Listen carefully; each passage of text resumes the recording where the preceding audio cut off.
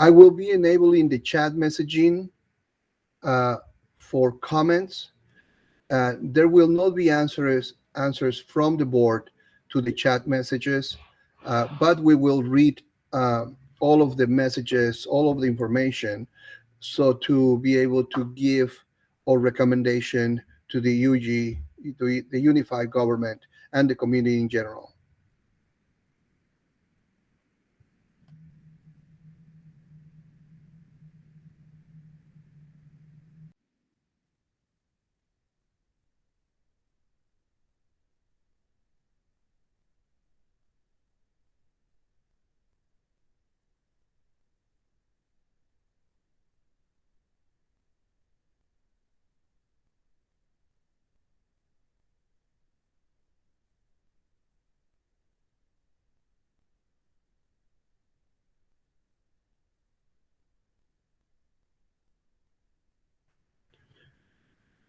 All the video streaming is controlled by you guys, so.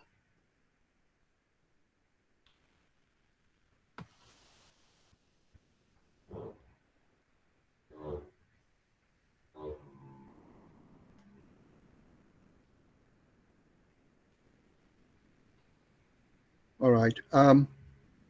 Steve, why don't we go ahead and uh, check that you are able to share the screen? Whoever in the team is going to be. Can you hear me right now? Yes, sir. Yeah, Tom was going to present, and I know he's on. I've seen that presentation slide deck pop up and then go away. I'm not sure exactly where he. Right now, he just texted me. He said he can't get unmuted. Tom Propstel. Okay, hold on.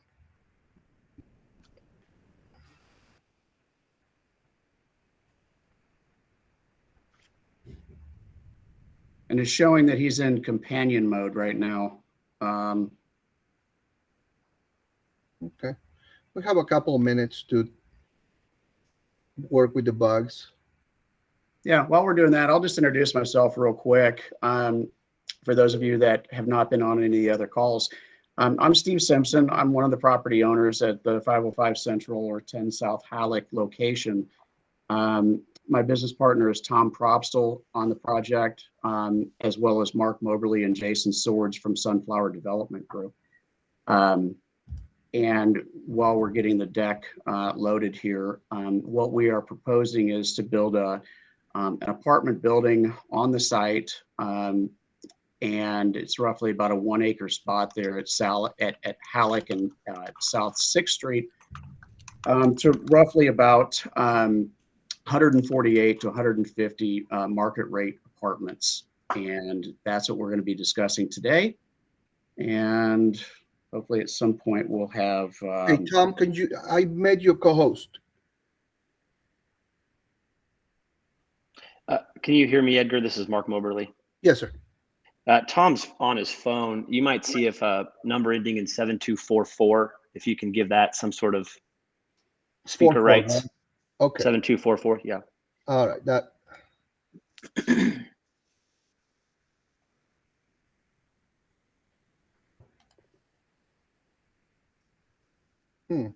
Thanks, Mark. Yep.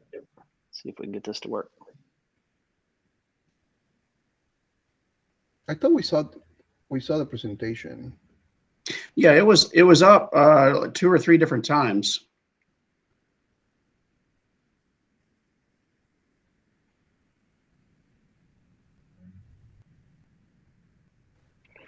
Mark, does it make sense to introduce Sunflower a little bit? Let's hold off and get Tom going because he's on and we want him to be. Let's get the technology figured out first. Yeah. Tom, can you try talking?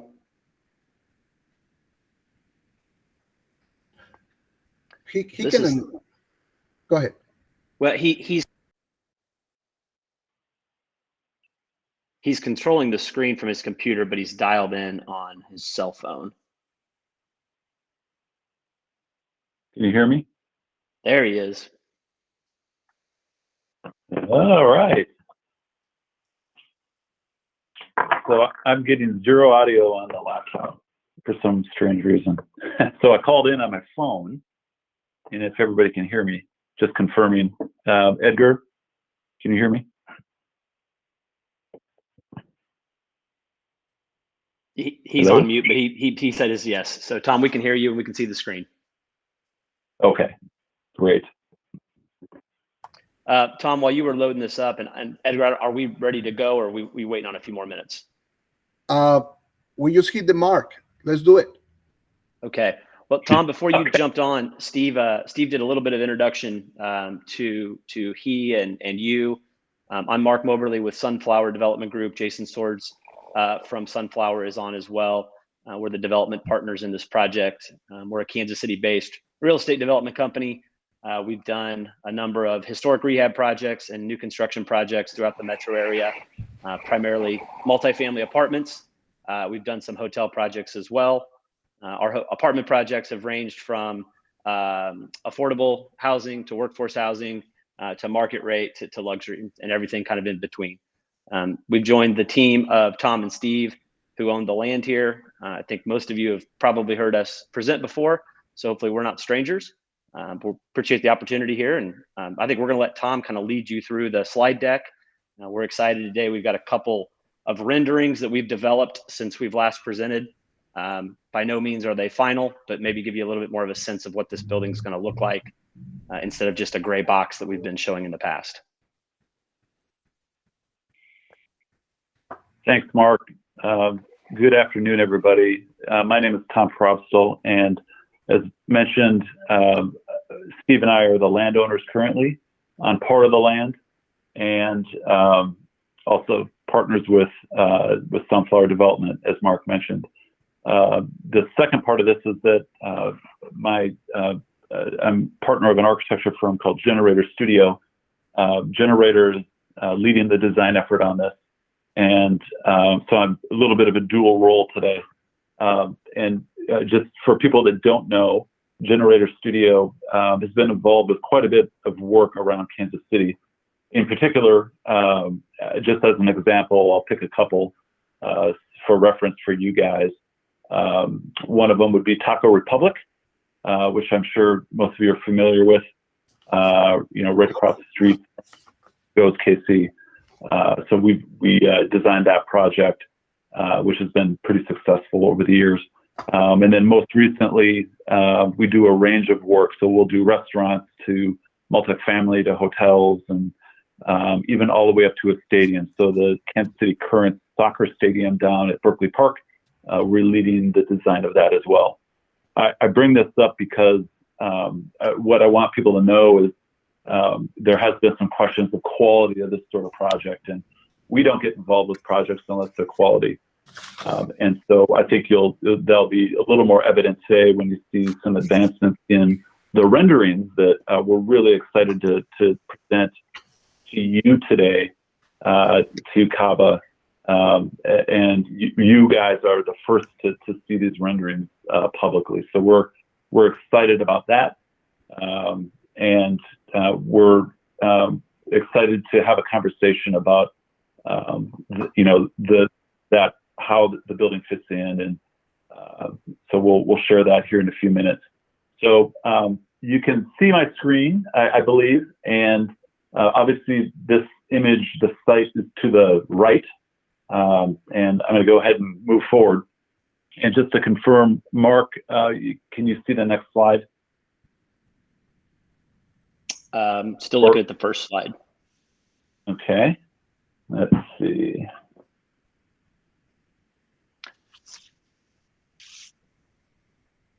And are you seeing the full screen, or do you see like stuff around it? We're seeing stuff around it. Okay, good to know. Okay, now you're on the second screen, so you're moving. All right. So there you go. Now you're looking good. Okay, let's bring this up a little bit. Apologies for the technical issues today, everybody. Not sure why that is, but sometimes that's the way it goes. So Steve and I, when we purchased the site, we were really flabbergasted on why nothing's happened on this site for so long. There's an existing structure on there that's the building that we own, which is currently leased to a tenant. And so what? So as we sort of dug in and looked at the history of the site, and we of course have awareness of the neighborhood, Russian Hill, Strawberry Hill. Steve has worked up the hill in Strawberry Hill on a couple projects there. But as we got to know the neighbors and the history of the site, we just couldn't believe that this site has been sitting as it has for so long. But, and part of that is that Central Avenue has been historically such a great avenue and entry point into Kansas City, Kansas. And some of these images here that you can see, and I'm sure many of you are familiar with this history, the commerce that occurred on Central was extraordinary over the years as one of the primary access points out of the West Bottoms. And I think many of you know that even the streetcar back in the day came across and ended basically where our project is proposed today. So a tremendous amount of history here, and we're excited that we might have the opportunity to build on all the really incredible things that are happening now on Central and in this area, and all the hard work that the businesses and people have put into this neighborhood. Building on what Split Log has done, what Flaps has done, on and on, right? I mean, there's an incredible amount of upward movement that's occurring now. So there's a reason why the site sat empty for so long, and that's because, in essence, the I-70 freeway, when that interchange was put in at Central, it really messed things up pretty severely for that site. And so it's been sort of a head scratcher for, I think, many people over the years to understand, well, what is really possible here? What can we do? And we think this development team thinks that a high quality multifamily project, which many of you have seen a little bit so far, we think that is a perfect fit to build on the commerce that's happening and helping increase the commerce and hard work that everybody's putting into the neighborhood. So interestingly, I'm moving on to the next slide, and someone just let me know if they don't see it. Interestingly, say it again. Go ahead. Okay, we're good. Yeah. So if you see this map, the bigger map, the red line to the left side is 435 out at the Speedway and Legend. And then the gray box that heads to the east or to the right, that corridor has not seen much high quality multifamily development. It's been very little, in fact. Most of the development has happened west of 435. And what we're talking about is modernized multifamily housing that has amenities in it. That's what people seek now, and that's why we really love the opportunity to put that type of project over to the east side of town, because there's been very, very little of that investment. We think that's the perfect way to build upon the work that has been done so far there. So as we zoom in, just want to tell you a little more technical stuff, if you will, about the site. So the site, if you can see my cursor, is this dash box. Central is right at the top here. I-70 is over to just off this map, right over to the right. The corner of 6th and Central is right here.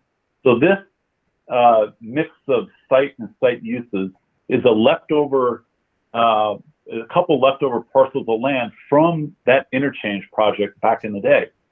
And so what we're proposing to do is consolidate all those sites. And what we're proposing is what you see in red, which is where the current building sits. That's zoned right now as CPO in red. And a head scratcher, but what we found out was that that gives us the capacity to build up to 12 stories on that site. We don't want to build to 12 stories, but it's sort of an odd thing that was left over time. It is what it is. What we're proposing, though, is to consolidate all these sites into what's called R6, which is high density residential, meant for urban projects like this. Moving along, just a more detailed site photo from Google Maps, which most of you are familiar with. One thing to point out here, and we'll talk about that further, but in the current, some of the homes that are here on this side, those are owned by the LLC, so they're non-owner occupied properties here. But what's important to note is that today there is literally no view to the east because of the hill and because of the trees. And then as we go to the south, the first parcel behind us also has no views in this direction currently because of the trees. So what we've found, including all the businesses here in Central, no views are going to be impacted by this project. We've gone around and around and looked at it many, many different ways. And we'll show you a couple slides that demonstrate to some degree what we're talking about. But we have been unable to find any property where their site would be impeded by this project, which is good news. Next slide is more architectural, and I'll just take a second to talk about this. What's important is, so we're talking about 2 stories of auto parking, so the ground 2 floors, which in essence are below grade. They're basically a walkout, if you will, like a walkout house, the back, the lower basement when you walk out. That's in essence what's happening here. We're pushing the building into the hill. So what the building looks like is really smaller than the 2 stories of parking, and then we're proposing 6 stories of apartments above that, which we'll share more in a second. So in this plan, then, the consolidated site, 6 is here, Central is at the top of the page. If any of you are familiar, and I'm sure you are, with the Central Area Master Plan, one key note from that is that there was a desire by the community to introduce more parklets that would be for use by the general public, by the neighbors. And so we saw that as an opportunity to introduce one of the first ones on our site, which would be here. And so this would be an opportunity for all kinds of things that could happen there. But we're excited about it. It's got a view. It's a connector. And so we see that as the start of the potential of these parklets that would sort of bounce along Central and maybe down 7th into other places as well. So if you're riding a bike, let's say you take a day trip down to West Bottom, eventually when the Central Avenue Bridge reopens, there'll be bike lanes. We see this as a great place to stop and reset, going in and out before you head to West Bottoms and other places. So we're excited about that. So I talked about the sight lines, and I'll get going here and hurry up so we can get to questions. But what we got feedback from the commissioners to ask us to look at, does this building block any views up to the old Russian Orthodox Church, which everybody knows has it architecturally has the onion dome at the top of the spire. And so we went around, we've dropped the building in the 3D computer modeling, and what's really cool about this is that anybody can go to Google Earth now and get the topos of any site anywhere in the world. And so it allows you to geolocate any project that you want. And so that's what we've done in terms of integrating this and looking at the sight lines around the site. And so we've looked at 4 different locations around the site to see if there's any impacts. The first one being at 6th and Central looking south. Chicago's is there to the left. And the reality is it's a little hard to see in any Google images, but the onion dome is visible up there. And I know it's hard to see here, but it just barely peeks out. And as you can see here, no matter which side of the road you're on, the building would not block that. And I'll just move quickly through these. So then as we go up the hill, the Russian Orthodox Church is here. We look back down in this rendering here.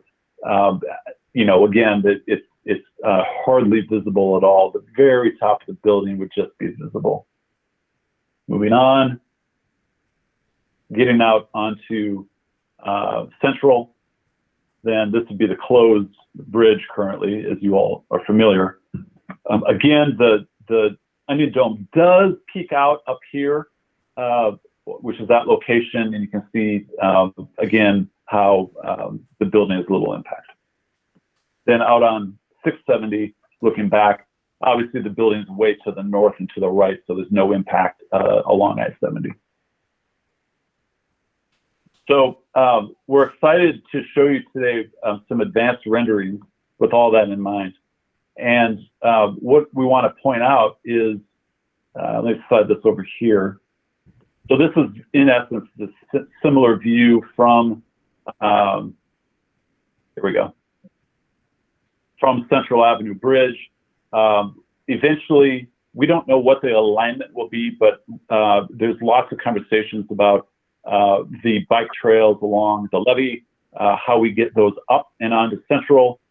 It may or may not be exactly here, but the idea that we're connecting now, that there's a gateway element that comes into this neighborhood that says, hey, welcome to Kansas City, Kansas. We don't know, this is a placeholder for now, but we just wanted to show something that we see this as a marquee location, as a critical entry point into Kansas City, Kansas. And what better place than here to say, hey, we're open, our doors are open, we've got all these great businesses. Here's a big element that says, welcome, that you could probably see from Kansas City, downtown Kansas City, Missouri. We're really excited about that. The bike paths that eventually will connect this, fixing the intersection of 6th and Central, at which the unified government right now is they're doing another study as we speak to further understand how to improve traffic there. What we have found out in the initial traffic study that was done by a third party is that there was, quote, minimal impact, unquote, because of this project and the cars that would be related in traffic and related to this project. It's minimal impact to this intersection. So what that means is that there's other traffic issues here. Primarily, it's the trucks. There are other issues. I'm simplifying it. But the trucks are a major issue that needs to be resolved. They need to get pushed away from this intersection.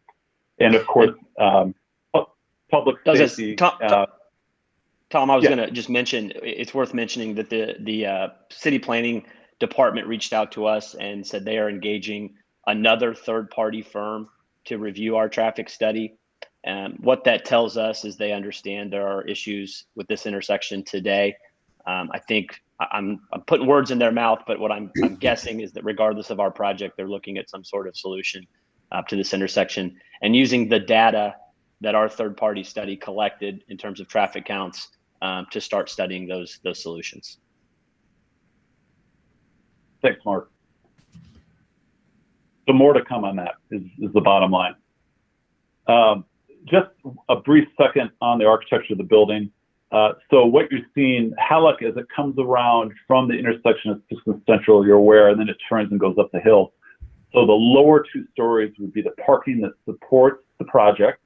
And there are a couple different entry points to get into that structured garage. There will be heavy landscape around this to screen it. And to some degree, sort of keep a little bit of that green effort, but there is going to be a lot of landscape, a lot of screening around this project. And then on top of that plinth are the 6 stories of apartments and a mix of studios, 1-bedrooms, and 2-bedrooms. Smaller amount of 2-bedrooms, heavier on studios and 1-bedrooms. And what that means is that there's a wide range of rental prices in this project, which we're excited because that means it's more accessible to people that are looking to move here or to just move in general. The building itself, we're breaking it down into a couple different pieces. I talked about the lower level. Then there's a couple stories of brick to the building, which relates to the brick, the historical brick along Central Avenue. So we're playing into the use of the brick that currently occurs on Central. And then the remaining top, we're looking at either an ethos or a metal panel. We have yet to decide ultimately what that is, but we see it as a lighter color element that helps the building break up in its massing. Up in the top then, there's some amenities related to the apartment itself.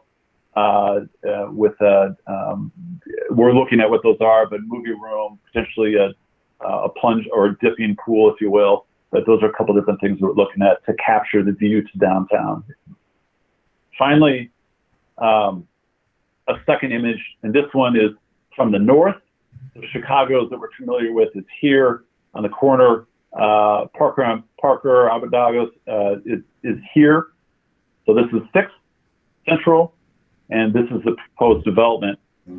Just a second on the architecture, the brick massing, you'll see how it steps down. The plinth really goes away for the lower level. Entry point, you can walk up and around into an area in the back, which is really the primary entry to the building back behind here, with a little bit of parking and a large green space for tenants in the back there.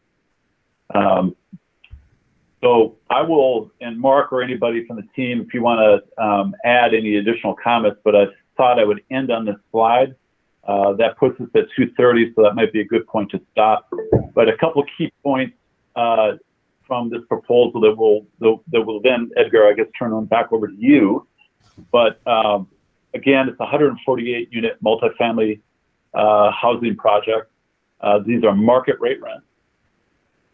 There are no residences or businesses that are displaced in this project. As discussed, we cannot find any existing sight lines that would be compromised in terms of views for businesses or homeowners.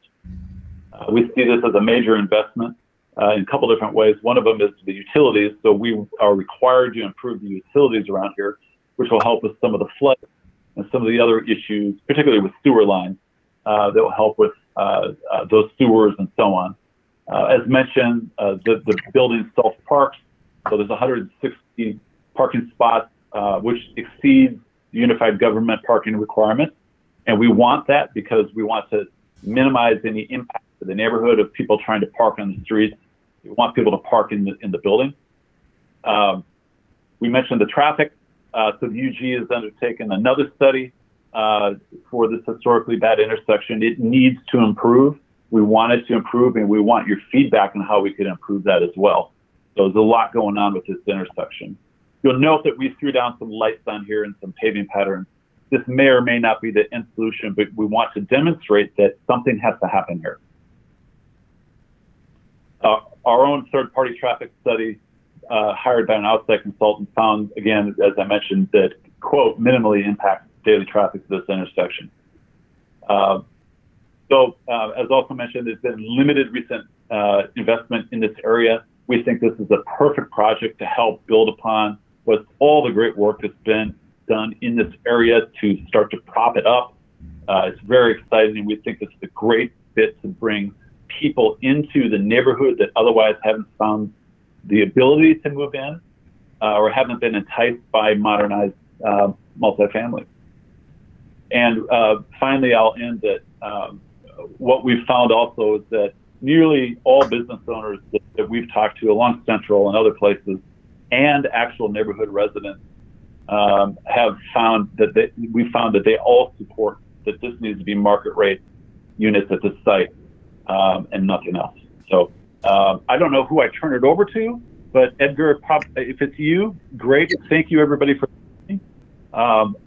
I guess Mark and team will hang here to answer questions. Edgar will take your lead. Yes, absolutely. Thank you very much for the presentation. Let's go ahead and all board of directors for CAVA, please unmute yourselves. You are now a co-host, so you are able to mute yourself. And if you have any questions, go ahead.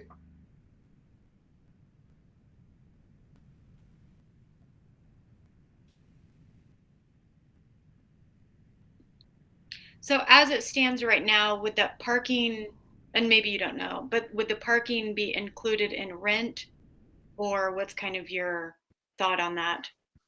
Yeah, good question, Jessica.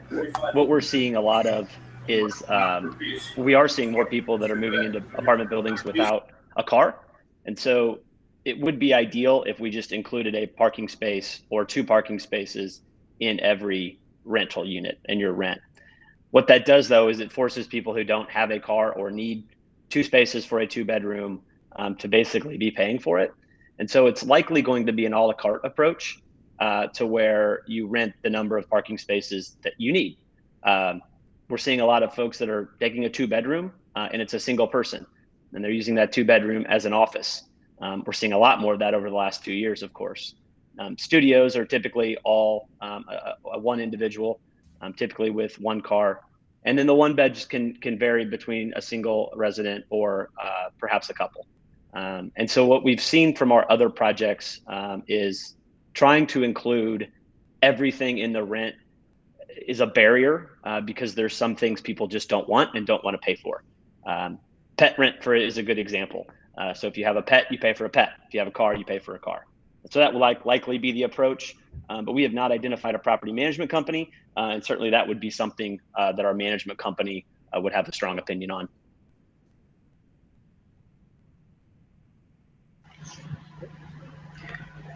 I know this is just a conversation on change in zoning, but in the event the development did happen, has there been conversations with the UG on any sort of tax abatement that would occur?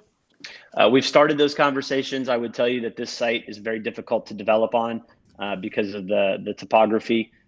We've done geotech studies that tell us what's underneath the rock.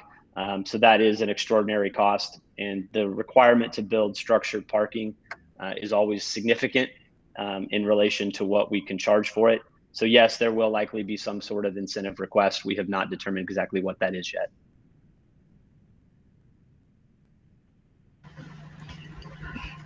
Hi, and thank you for presenting. I'm Jose. I had a quick question, or just to check my hearing about the last point on this slide.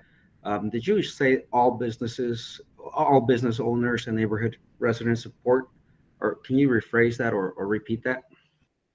Yeah, I think Tom can clarify, but we've met, these are just the people we've met with. We don't know the opinions of people we've not met directly with and had one-on-one conversations with. So perhaps that's worded incorrectly and maybe said incorrectly. But Jose, it's the business owners that we've met with have all strongly supported not only the project, but the market rate nature of the project. Thank you.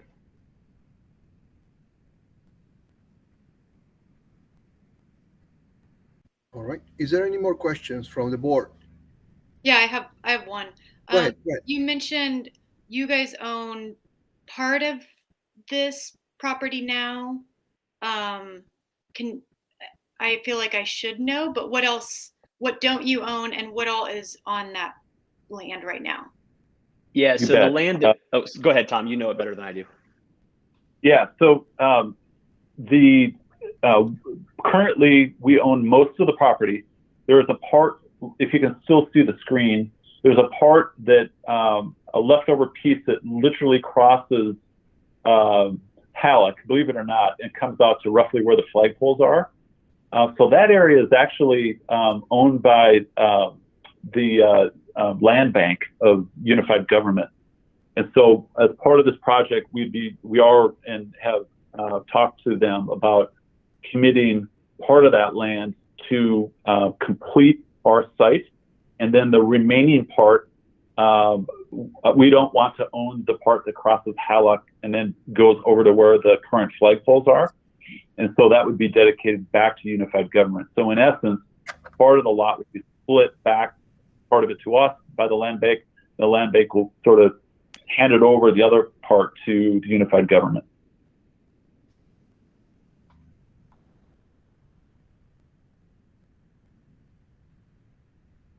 Any more questions?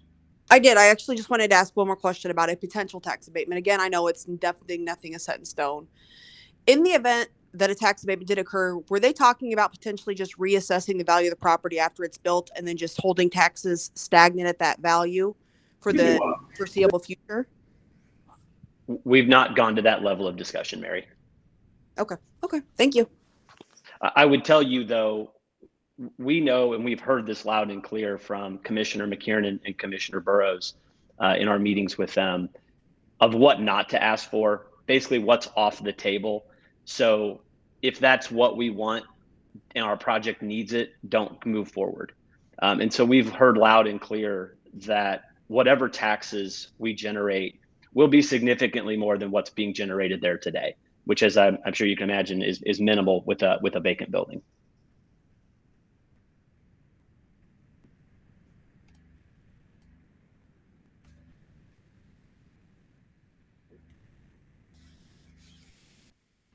All right.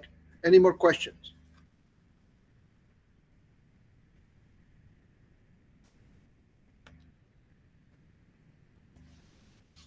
Okay. We're going to continue with our presentation.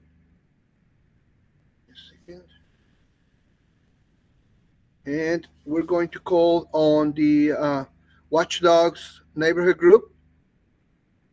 And I believe this is Pat Lawson presenting, and a couple more members of your group, Pat. Let me do this. Give me a second.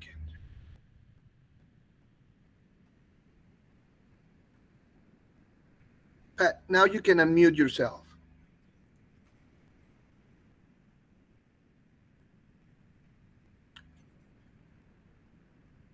Pat, are you there?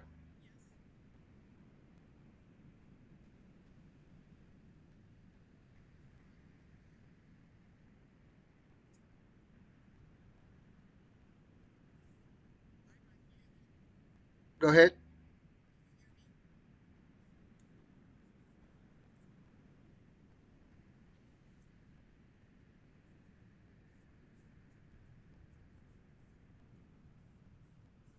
Hello.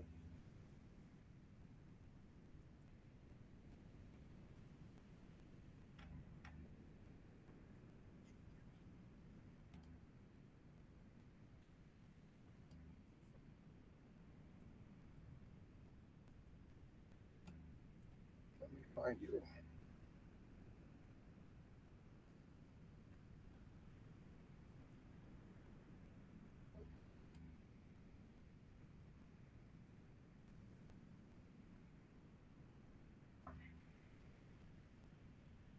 Can you unmute yourself?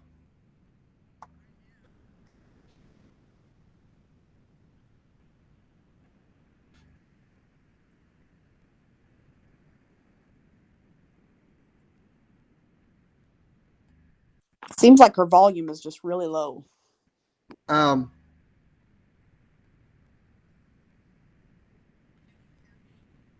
can you increase the volume?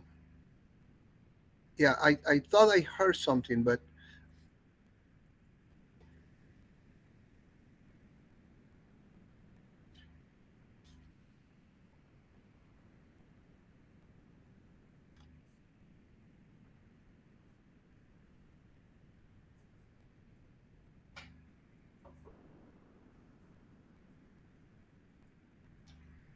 talk to me.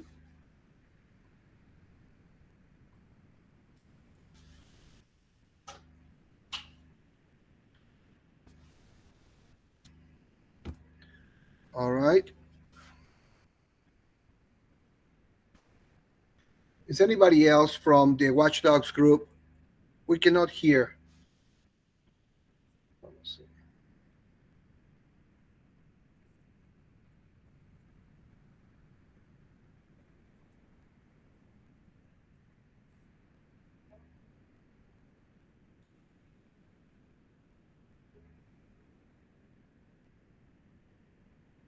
All right. We're going to fix this, but we're going to continue with our presentation right now. And I'm going to call on Ann Cole. Please unmute yourself. Hi, can you hear me? Yes. Hi, my name is Anna Cole. I've been a resident of Strawberry Hill for about almost 13 years now. And I'm here in that capacity, but I also do sit on the board of the Historic West Bottoms Business Association. I've sat on the board for about 6 years. So it's exciting. And I think what you all have added thus far, I've been at all of these meetings, to the public is encouraging. And I feel that, I want to preface this with, I'm not anti-development. I don't think the vast majority of us over here are, but I am pro responsible revitalization, I guess would be a better way to put that. We know we need density. We know we need this tax base, right? This project actually will set a precedent for what goes next. And I feel that it needs to stay within the confines of the central area master plan. Our view and our proximity to the riverfront are valuable in Russian Hill, Strawberry Hill, Turtle Hill, Strugglers Hill, all of Northeast Waco. So if you can see behind me, and it might take a moment, this is from, and I've got it's a camera phone, it's a cheap phone. This is from the second story of my house. And the city view is far closer. I'm about 2 blocks north of your proposed development. I feel that eight stories is unnecessary and just too high. It does not go with the fabric of the neighborhood. And again, if we, allow that type of rezoning, what happens to, say, other houses that are owned by LLCs that have this view? It's a bit by bit slow progression, and then we lose the entire feel and fabric of our neighborhood. I think a 5-story structure would make more sense if you could make that work. But I just feel that large of a structure right at the entrance to our city doesn't make any sense to the surrounding buildings together with the other buildings. Sorry.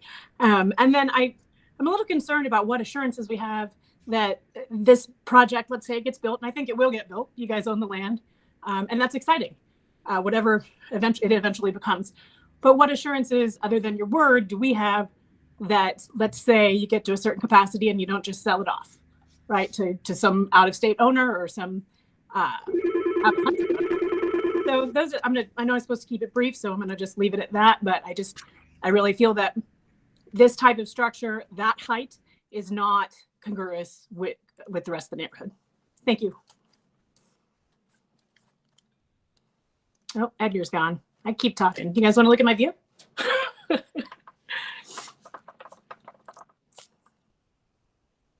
I guess we'll just wait on Edgar. I'll mute myself.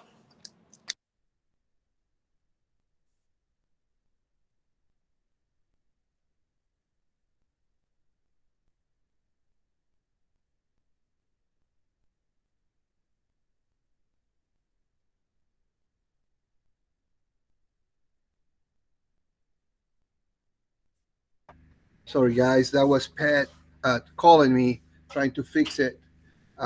So, Ann, do you have any more comments? No, I kept it short. I didn't know I'd be first, so I got really nervous. And then it started a whole bunch.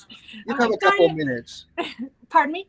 You have a couple minutes. I think I said most of what I intended to say without going into too many details. I guess the one other factor would be the traffic factor.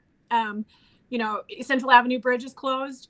Obviously, with the riverfront revitalization projects, we've got $450 million worth of levy raises and all that comes with that. So we're going to have tons of construction from that. And so I'm real curious as to how we'll get, even during build out with you all's project, however it ends up, are we going to have, people going, we already have people going 50 miles an hour down 6th Street, but are we going to add trucks and then obviously when the residents get here, how are we going to solve that traffic issue? So those are my main topics. Thank you for letting me speak. All right, perfect. Thank you very much. We're going to call on, I don't have a last name, Jerry. All right. Go ahead and unmute yourself.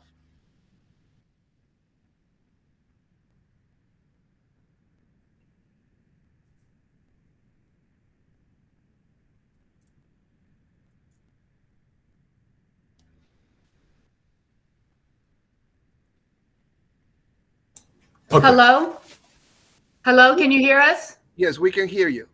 Okay, Buck Hessel, Jerry Mulder Hessel, and I live at 31 South Hollick Street in Kansas City, Kansas, Russian Hill.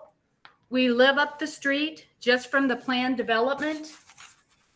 We would literally have to transgress across South Hollick Street, where the planned development front entry is located and the tenant and guest parking lot is situated to get to our home. This is just one of the many reasons we do not support this development. And below, I am going to be giving you a list of reasons that we do not support Hey guys, this development. can you? Okay, I don't know if you did it in purpose or not, but we couldn't see anything on your screen. Oh. Okay. Okay, sorry, we've got it now. It's Okay, so the Go ahead. scope of this development is too large for the area. It's too big. It's not welcomed. The parking and traffic issues is my first point. Parking for the development is 160 spaces for 48 units with 1 and 2 bedrooms. Let's do the math. 148 cars plus 75 cars for spouses, roommates, and significant others who dwell in the property as well. That takes us up to 223 cars. This demographic does not use public transportation, so they are going to have cars, and the parking structure is underdeveloped. 223 cars on average leaving the building twice a day. 223 times 4 coming and going means close to 8,000 cars, additional cars, passing through 6th and Central daily during daylight hours. Infrastructure to support the traffic already is not present, and funding by UG or developer seems to be unavailable. The location, let's talk about the location at the on and off ramps of I-70 and Central Avenue is too congested. Central Avenue Bridge is condemned. It is condemned. We got that from our commissioner. UG does not have the funds to reconstruct that bridge. It is not going to be reconstructed.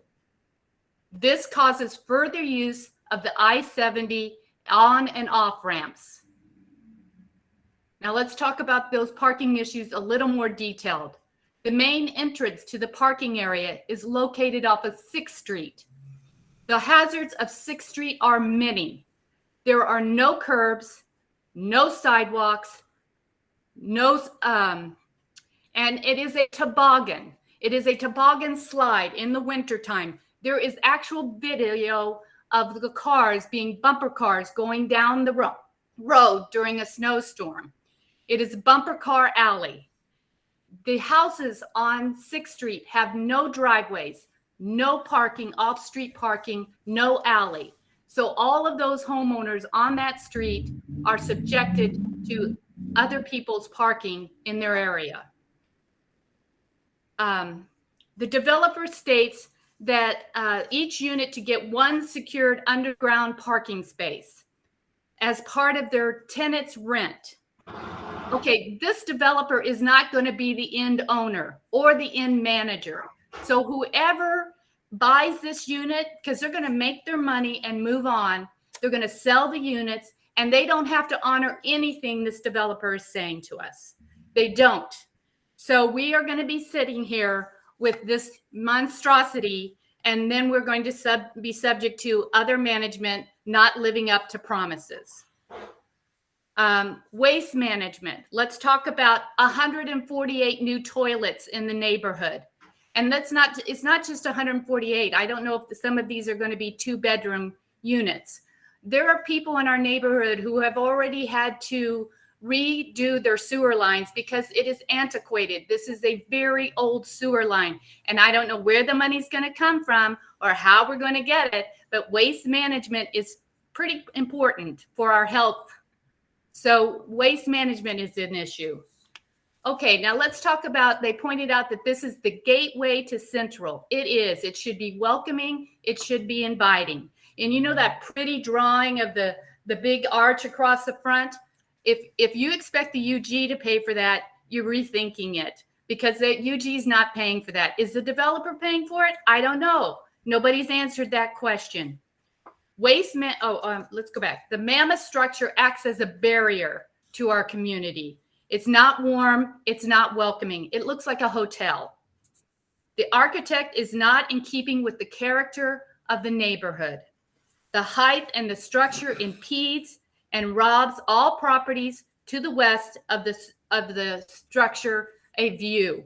And I know they say that it doesn't, but it's just leading. It's a doorway to adding more and more high rises along the front line of our view. And it's a welcome to other developers to come in and buy up as much as they can so that they can take the view. And if you add, on Minnesota, there's the Hilton Garden Inn. It has 147 rooms. It's a hotel. Add 2 floors to that and throw on some balconies, and this is what this structure looks like. In conclusion, Buck and I have gathered over 85 signatures from surrounding homeowners who do not support this developer. And during our walkarounds and talking to people, we had exactly 3 people support it out of the 85 people who said, no, no, no, no, that's a dangerous corner. We don't want that kind of development. I would also like to add that I'm a real estate agent. I know how much they paid for Alvarez Law Firm and that property, the largest portion of the property. They paid $250,000. And the additional property on the 6th Street side, if they paid $100,000 for it, they paid too much. But they've got $350,000 invested in a land purchase. They're making their money off the land. Whatever they put there, they're going to be profitable. They're just gouging us by doing high density. Now, Buck and I bought in this area. We invest in this area. We live in this area because we want that view. And I want development here. We are not anti-development. We are anti this development. We are anti-high density. We want single family townhouses lining up the curb, just like you see when you come off of Minnesota. There's some beautiful townhouses for nice families to move in here. It will increase our tax base. It will give business to people. They will be invested in this neighborhood, not apartment dwellers. That's it. I told you about that's how we feel, and we're fighting it strongly. Thank you. Thank you, guys. Give me a second. I think Pat is here.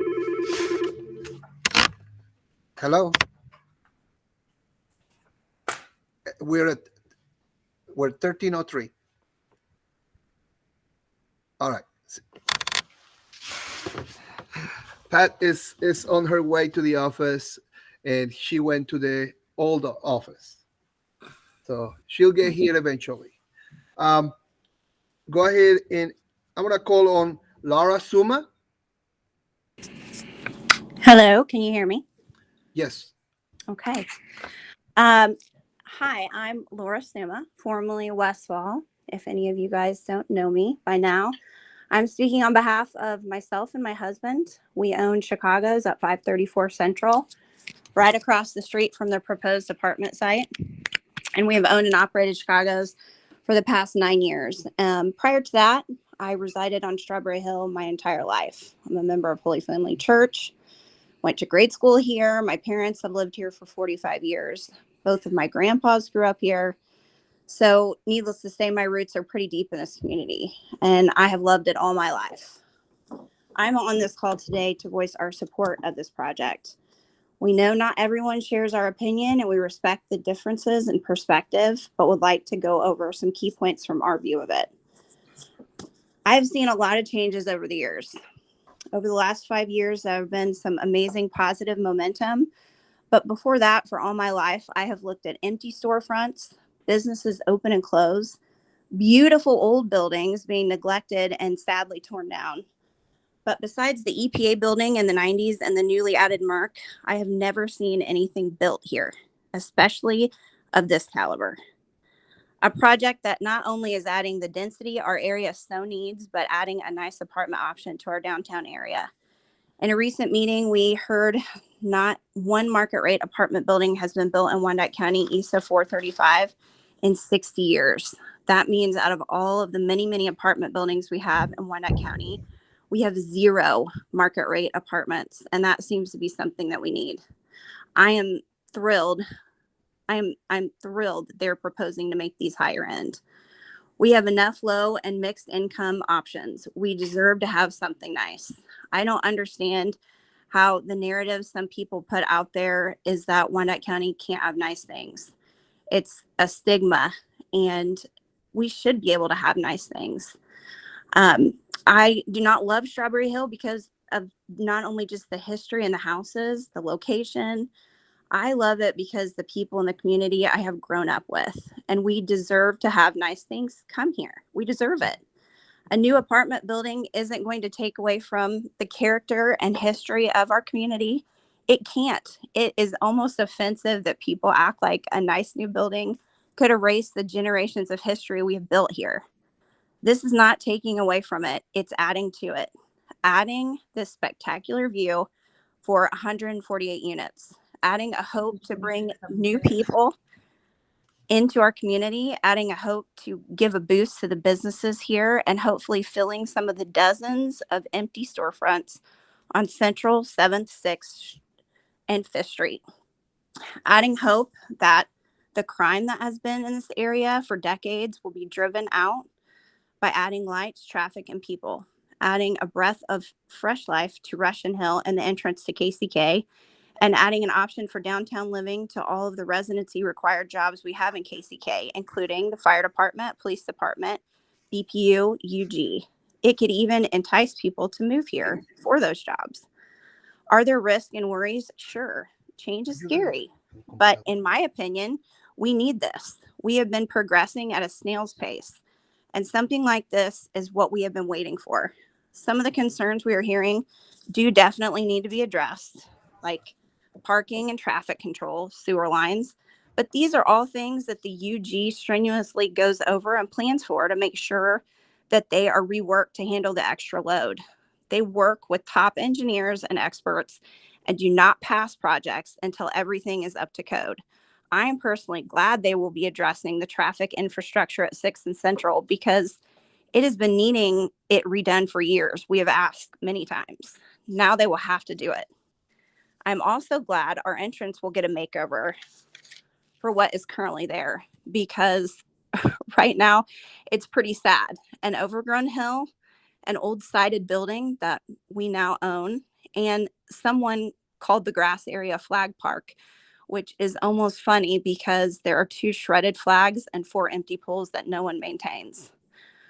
I would be proud to have a new beautiful entrance, a marriage of old and new.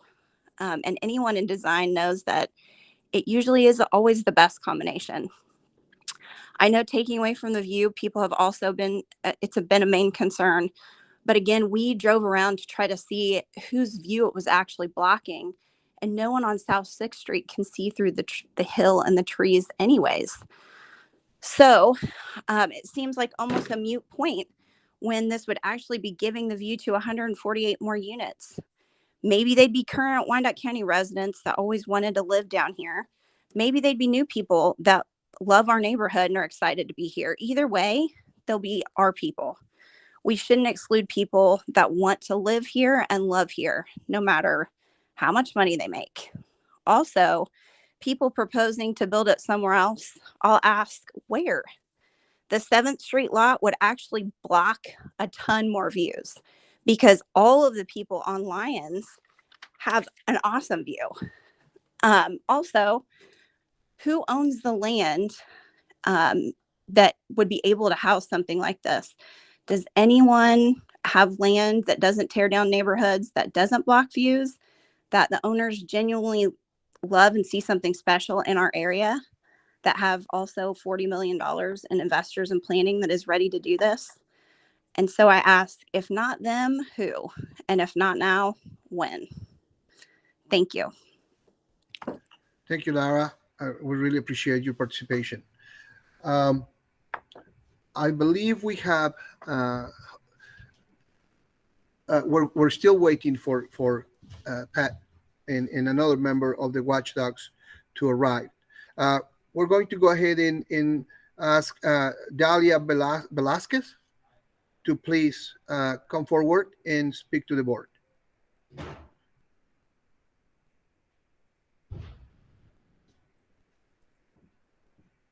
I thought I saw her. Dahlia?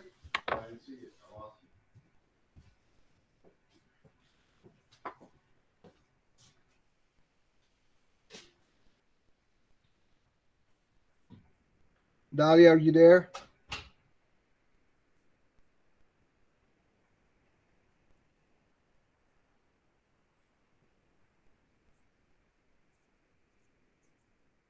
All right. We're going to call on Simeon Bricker.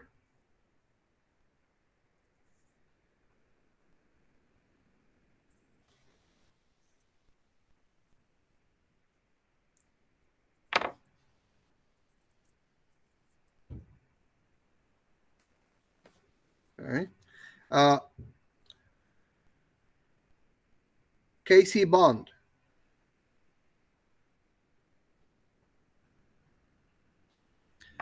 Casey, you would need to unmute yourself. Okay, can you guys all hear me all right? Absolutely. All right, let me grab my little, take my mask off. Oh, hang on.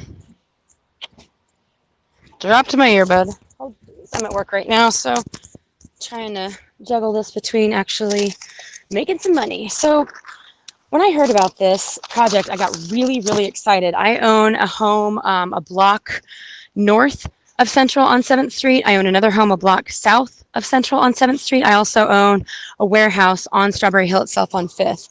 And so I've lived on the hill for about 12 years now. I absolutely love it. My dad grew up around here, and I'm actually old friends with some people that from around here that would go way, way back. So I love Strawberry Hill, but I also think it's super antiquated. I think that we are missing a huge amount of potential in bringing in new life into the area, and that's why we're struggling with taxes and fixing things up and crime and everything else. And I think this is going to be a huge opportunity to kind of take a step in the right direction, because as Laura said, that we were moving at a snail's pace with any kind of progress or development, and I think that's really sad. And I think Kansas City, Kansas has been waiting for this for a long time, and I think it's time, and I think it's definitely our turn. Not only that, all these businesses along Central who are struggling, empty storefronts, and there's absolutely nothing there besides Slaps and Split Log Coffee.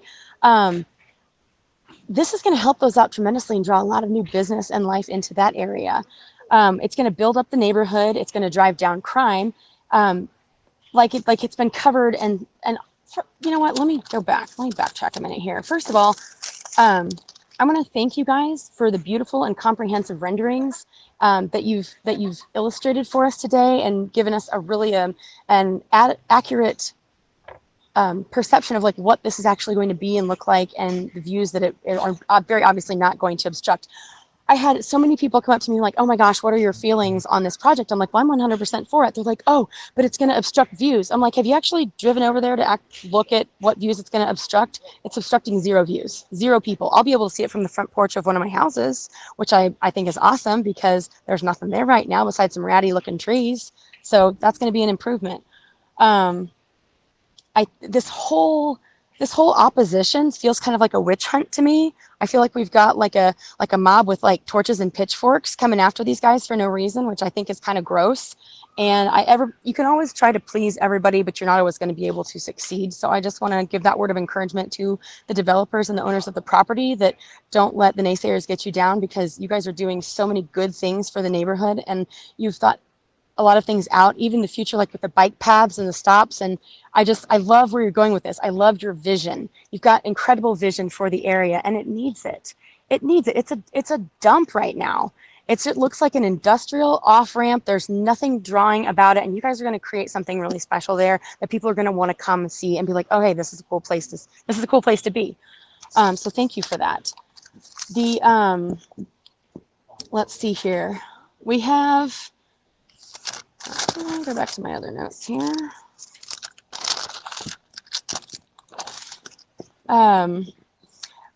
Kansas City, Kansas has one hill where there's a lot of properties, where some of them from the back you can see the view of the city. We don't have a lot of city skyline views though, and Kansas City, Missouri has a beautiful skyline. This is going to add like 148 new views of the skyline for our residents in Kansas City, Kansas. Like, how magical is that? Like, that's awesome. I wish that I had a view of the skyline. Let's see here.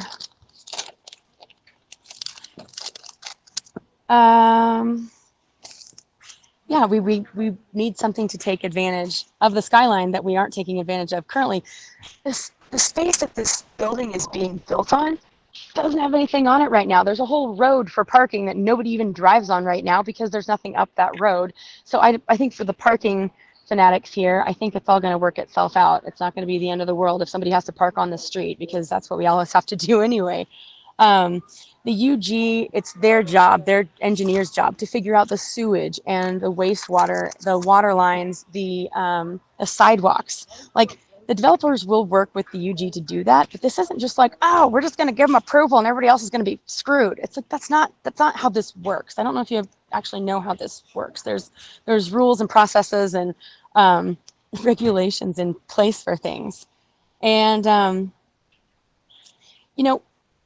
is it going to increase the value of the properties around it? Heck yeah, it is. And you know what that means? We're going to get, when people move out or decide they want to sell their home, they're going to get a better return on their property. And the people that move in are going to have a little bit more money, which means the crime will be driven hopefully down by that, by getting some nicer blood and just residents in the area that can afford a little bit nicer property. Not to say that there's anything wrong with people who can't, but I look forward to our neighborhood being nicer, and my car's not getting stolen from in front of my car, and people throwing rocks through my windows and stuff. So that hand up will be nice for the neighborhood. Let's see here. I feel like some of these neighborhood associations are speaking for a lot of people that they didn't talk to. It's easy to focus on talking to people and saying that everybody agrees with you and only listening to people that have agreed with you. But I guess maybe you guys, let's see here. I didn't sign that petition saying I was opposing it because I wasn't when you came into Sarah's. There's a 5 You guys, Hey, Ann, right? this is not a discussion. I'm sorry. This is not a discussion.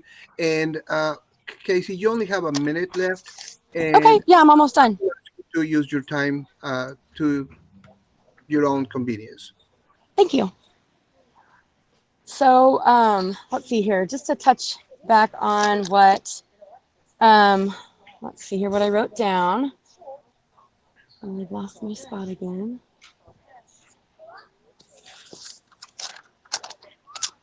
Man, I had a really good point I was getting ready to make too. Thanks, Anna. Yeah, I just when I was it Jerry and Buck came to Sarah's on the Hill to like have everybody eating lunch sign the petition, and I told them, hey, no, I'm all for it, and so you can take your petition somewhere else. I'm trying to enjoy my lunch. I wonder if I'm one of the 3 people that she said was all for it, because I feel like she must have talked to more people that were for it and she just doesn't want to say it. So I'm not speaking for anybody but myself, but I don't want anybody else to speak for me at the same time. So that's all. Thank you. All right, thank you. And that's why you are able to speak your mind. Thank you, Casey. All right, so I'm going to call on Dalia Velasquez, if she is here now. Simeon Bricker, and I'm sorry if I'm pronouncing it wrong. Mike Pierce.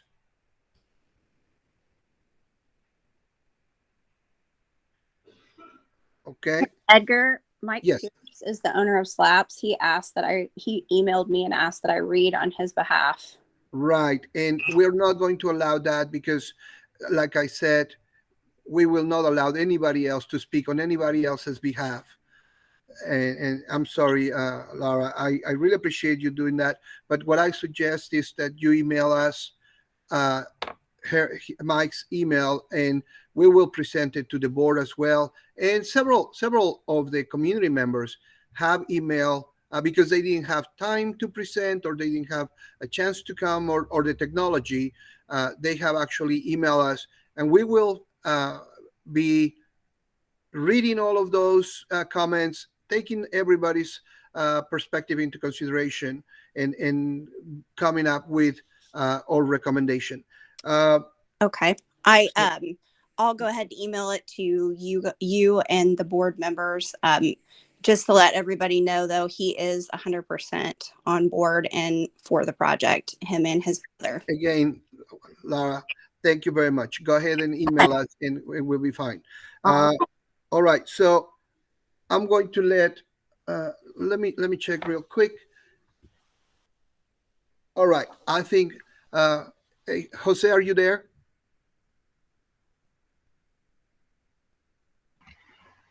Jose? Yes, we're ready. All right. Go ahead and there you go. There she is. All right. Okay. Now can you hear me?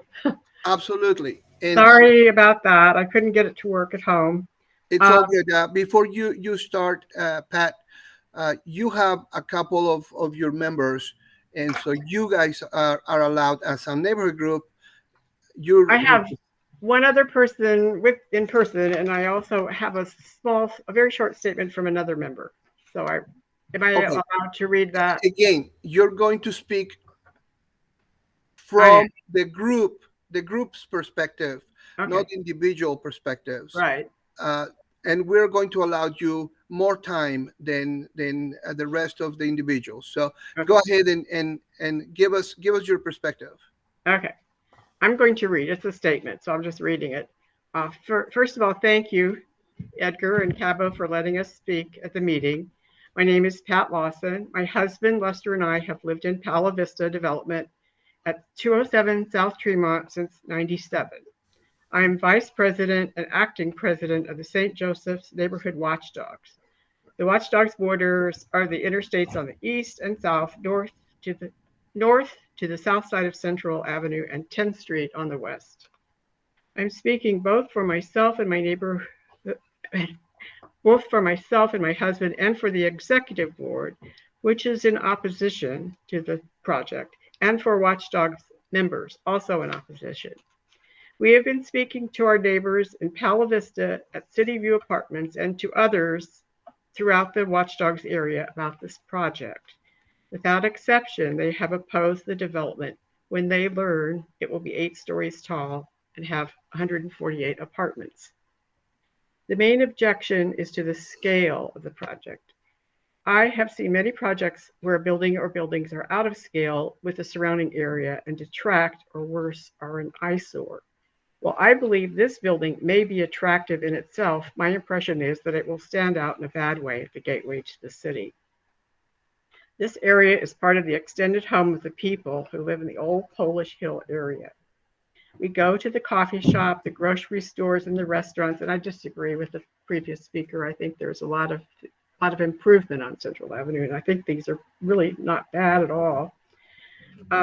With few exceptions, the commercial buildings on Central from 5th to 10th are constructed of brick or are partly brick, and they do not exceed 2 stories. Many of the houses are small. The area resembles, to me, the downtown of a small town, and the new structure will loom large. It also appears to go against the Central Avenue plan, which is quoted in the arguments accompanying a petition circulated as being, quote, focused on lowering, and this is from the plan, the barriers to entry for development, bringing a broader group of investors and builders into the process, while also producing a product that is more affordable to local residents. We are also concerned about how property values might increase and pose a problem for area residents. Property taxes are already high in Wyandotte County. We are concerned about the increase in traffic in the neighborhood, and as one of the members pointed out, although we desperately need development, this complex is too large, and the traffic along Central is already busy, especially east of 7th. We have already lost a lane to the angled parking, and trying to turn left to go north is sometimes frustrating. The traffic will only become worse, especially for the residents on Russian Hill.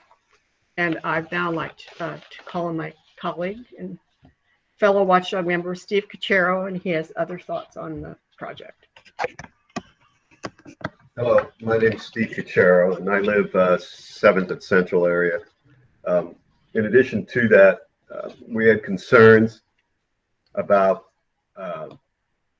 the size and development, of course, is our concern, but we feel that in addition to that, that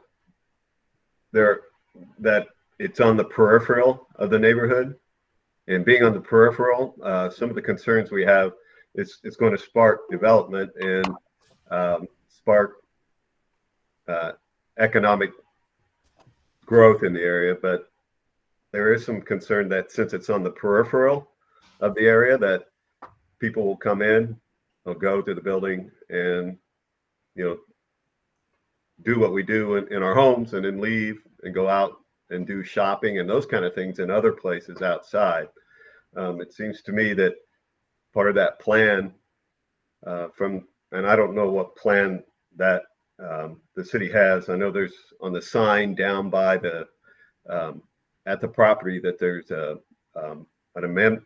land use action pending, a master plan amendment to be voted on when the zoning comes up. And my concern is that, or our concern is that with that master plan amendment, that the building, well, just what is it, and why a building of this size might not be located a little further inward, so that people have to travel through the neighborhood and then, use their dollars to deposit in groceries or coffee shops or barbecue places inside, but and use some of the places more inside the neighborhood and along Central. I'm afraid that people are going to live there, head out, come back, and not really be using the services and things that are available along Central. In addition, I think one of our concerns, or more of our concerns, of course, are with scale and size. I personally feel like a smaller scale would be good, because I do agree that the density, that we do need more density in the area, but 150 in one location seems to be a high number. I know on the building, on the land use action pending sign, it says moving from low density residential to high density residential. Maybe it could go from low to medium density rather than high density. In addition, I noticed that there's two things they're passing on that sign. They're changing the zoning from R1 to RP1 RP6, and I think the P means planning. So there's some planning going on, and there's obviously something happening. There's a vision of what's to happen down in that area, and I feel like the neighborhood group, the people that live in the area, should be kept abreast of what that planning is and have a say as to what it's going to do, what's going to happen in the area, because I think we are probably the ones that stand to gain or lose the most from things that are happening along that central corridor. So I think most of those businesses down there are single story, some are double story, but and so I would probably quote those as low density commercial. But now we've got high density multi residential. Does that mean that we're now going to have high density commercial in the area? I mean, I don't know. There's an empty lot down at Central and 7th that I'm sure there's some thoughts as to what that will be, but How does that support this as well? I mean, once we pass both, once the zoning committee passes both from a residential 1 to an RP6, and I think the sign says also for a master plan amendment, which makes me think they're trying to pass two things through here at the same time. So I'm a little concerned about that, because once that master plan amendment is passed through, what happens? Does it open the door for other things to happen because of this master plan amendment? So I'm just concerned on that. That's all. I have done driving in the area as well. I feel that the houses along Simpson Avenue, North Mill, Broadview Avenue, that those are avenues that are just to the west of 7th and Central. Those houses look out onto the downtown area, but those houses will have obstructed views from those locations. I agree with the development company in that the things in the immediate area of the apartment complex, those are not going to be affected much, I don't think. You know, I drove around that area and I didn't see, you know, it's the juxtaposition of the building itself off of Central, kind of, for the businesses, they have good views still, and I think you know, along Central Avenue there. But as soon as Central cuts south a little bit, those properties that are going up, I think it's I can't think of the name of the hill, Lithuania Hill, up towards the old St. Cyril's Church. That hill right there would have obstructed views. But I'm in favor overall. We're all in favor, I think, of as far as the neighborhood groups goes. You know, something that's more manageable in size would be really nice there, and I think would help with the economic base there along Central, and make things a little bit more manageable. So I'll conclude with that. All right. Thank you very much. Do you have anything else as a group? No, not at this point. Okay, I call for the board's I board of do have directors. one more. Go ahead. If I may. I'm just wondering, because I haven't heard this yet, but has anybody done an environmental assessment of the location?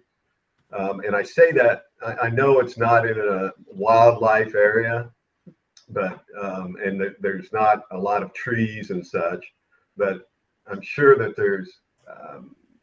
there's activity there. I know there's eagle activity. I see eagle activity frequently in that area, and I'm sure Buck and Jerry can concur. They probably see it above their house all the time, and probably out to the west. But there's a lot of and I don't know if it would mess with that environmentally or not, but I mean, I'm just wondering if there's anything like that in the plan, and maybe it's down the road. I don't know, but at any rate, I just thought I'd put that out there. Okay, thank you very much. I call on the directors of the board, or the board of directors, to ask questions to the group if you have any questions.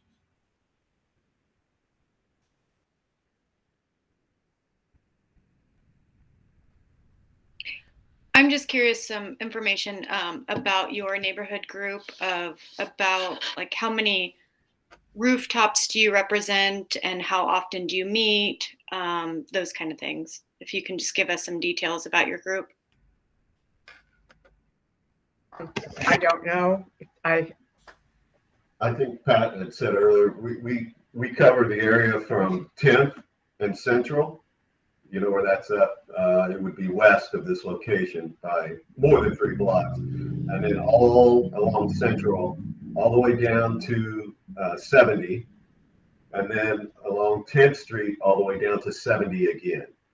So everybody in that area, we haven't met with everybody in that area, of course, because, you know, it's a volunteer group, but it's an active group, and I think we meet. Well, we haven't met during the COVID crisis. Normally, before COVID, we met once a month, excepting, I'll say, the harsh part of the winter months, and we often took off July. But we also have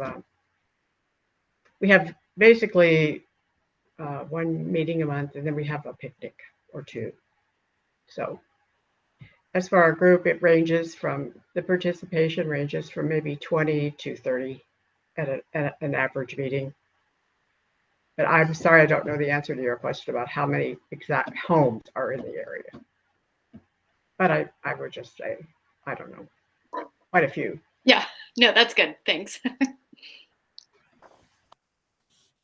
Jessica, do you have any more questions? Not right now. All right. Mary, are you there? I am. Do you have any questions? I don't. Okay. Jorge? Can I ask one? I'm sorry. Go ahead. I'm sorry. And so you guys told the people that usually come to the meetings to get their opinion? Sorry? On getting your opinion on the neighborhood association being opposed to the development. How did you collect the data? Was it just through like a Facebook page, or did you have a meeting to discuss it? No, we've been going door to door and asking people we've been presenting, the executive board was totally opposed to the project. So we've been going door to door and presenting the idea that we're opposed and talking to the neighbors. How many signatures?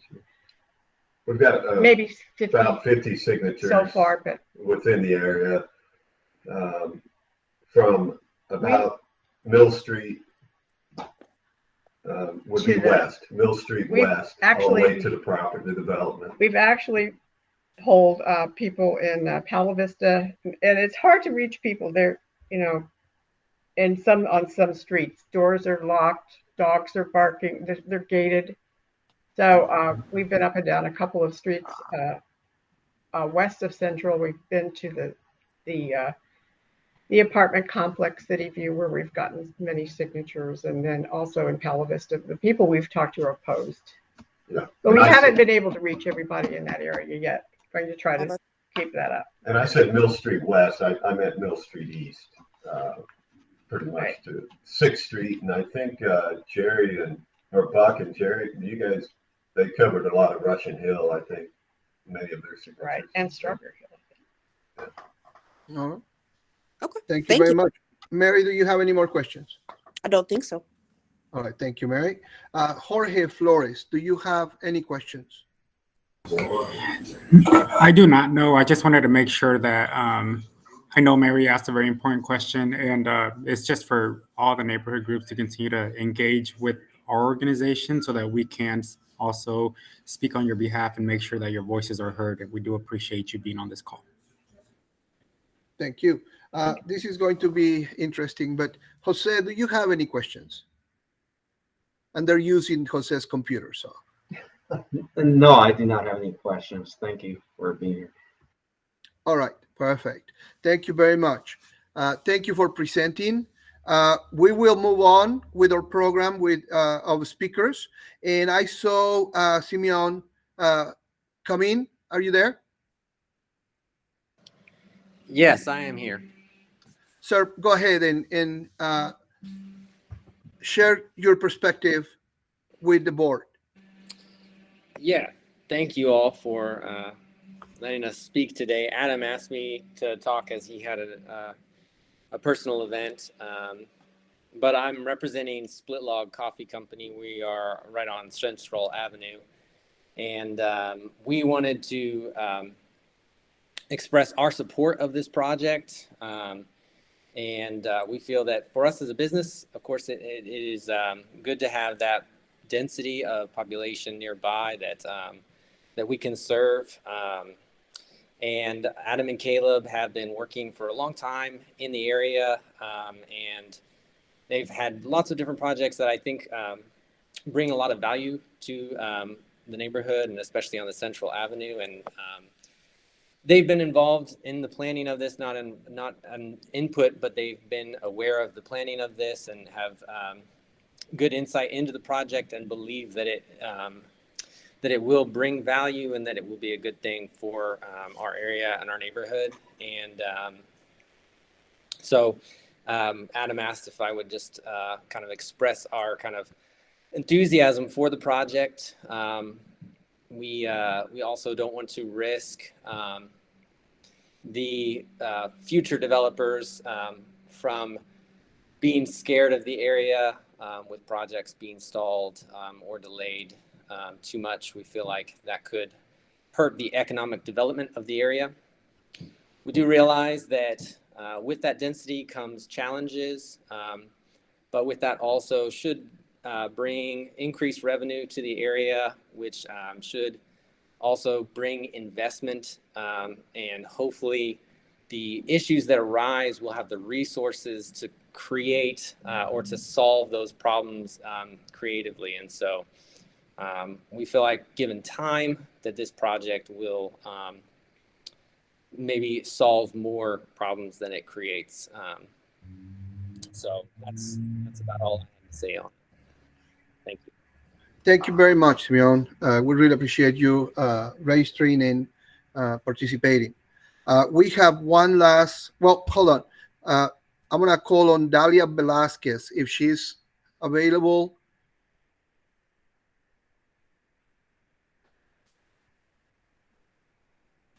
Okay. Then we have our last speaker, which is Gunnar Hand. And Gunnar, your mic is on or should be on. Go ahead.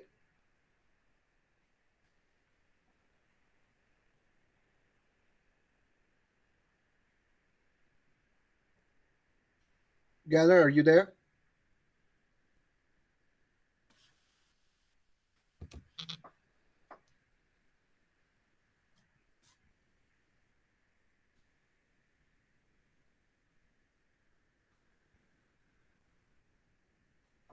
I thought I saw. Gunnar, are you there?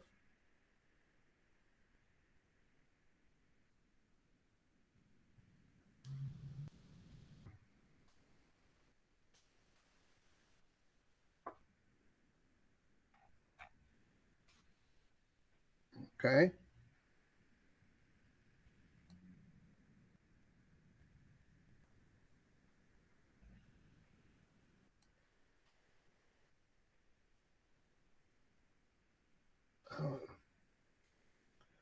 You are in the crowd. Gunnar, can you hear us?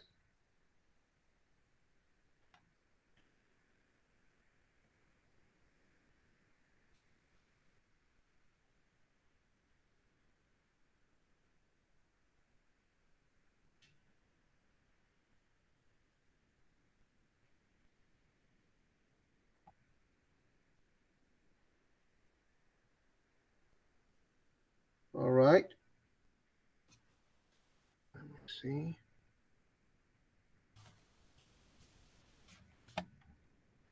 I know you're there.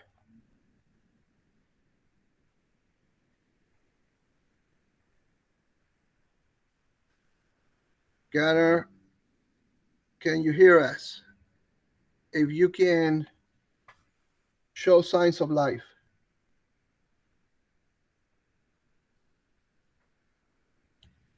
All right.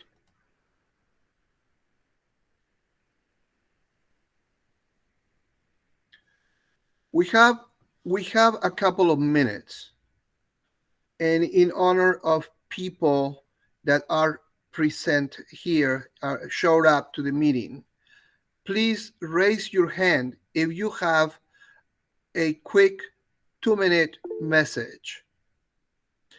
Casey, you already spoke. You had your time. I just have a question Uh, to you, Edgar.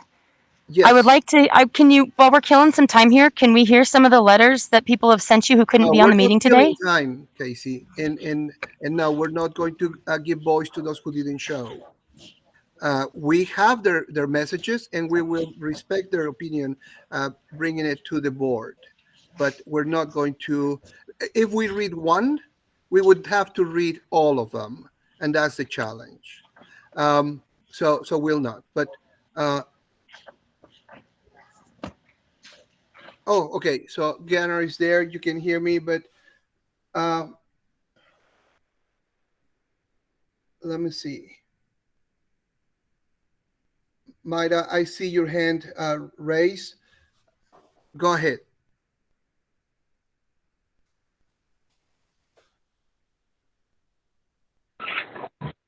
Thank you, Edgar. I appreciate impromptu time. Let me go outside away from. So yeah, I went ahead and added the comment into the chat, but everything sounds great, and I think it was like Anna said, we're not anti-development on Central Avenue. We have two businesses on Central Avenue, and we own a large property on 12th and Central. However, my biggest concern with this is that it doesn't feel like urban housing because it's not reflective of our population in Northeast Wyandotte County. Our median income is about $46,000. And 17% of our county is below poverty level. And I believe most of that would be in the area that was highlighted in the slides earlier on. So it's not really catering to the people that are already here. And, in the last couple of months, we have had quite a housing crisis. So yeah, it's just not, it doesn't seem like it's catered to us. It's catered to people outside of the county. Secondary would be, it's a really good looking building, and we appreciate, I think, that the brick does kind of match that Central Avenue corridor feel, but at the end of the day, it's really modernized. And even with the parking structure, having one car per unit, it's still going to cause quite a backup on Central Avenue. So it's not that we're not for it, I think, as our business and speaking for my family. However, it does feel like they're not addressing, or the developers are not addressing some of the issues that affect our actual community that's been here and has been investing here for the last 30 years. So that's it. Thank you. Thank you, Myra. We have opportunity for one more speaker, and Ganner cannot speak, so he will not speak. We have a couple minutes. Just anybody else in the crowd that took the time to visit with us today would be willing to express their perspective regarding this project.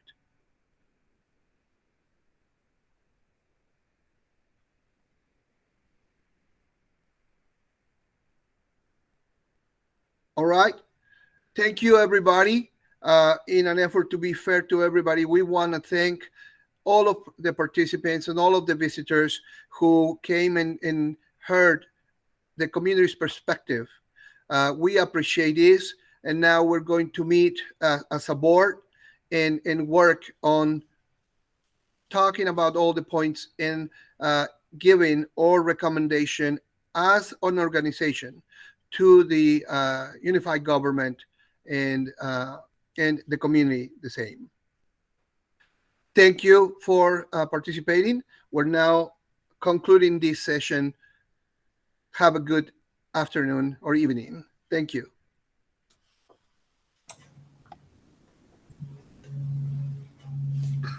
Can we write him a note? Yeah. How do I do that? Type in. Where? Hmm. Where? Thanks, Edgar. Thank you. Thank you, Edgar. Thank you, everybody. I like your new style. Thanks, Edgar. Bye-bye. Thank you.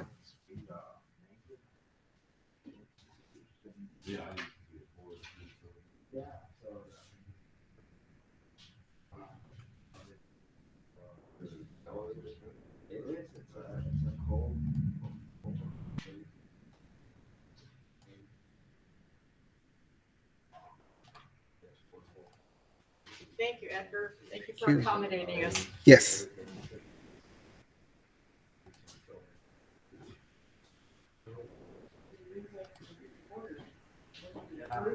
Yeah. I don't think I've done any of the other one. I don't think it's going to take. Thank you. Thank you.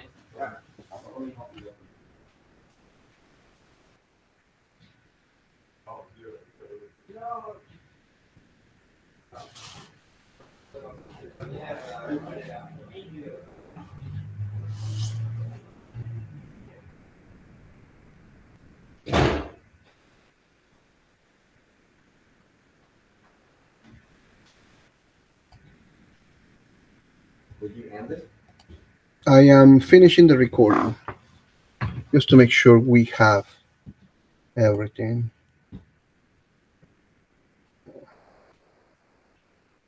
Stop recording.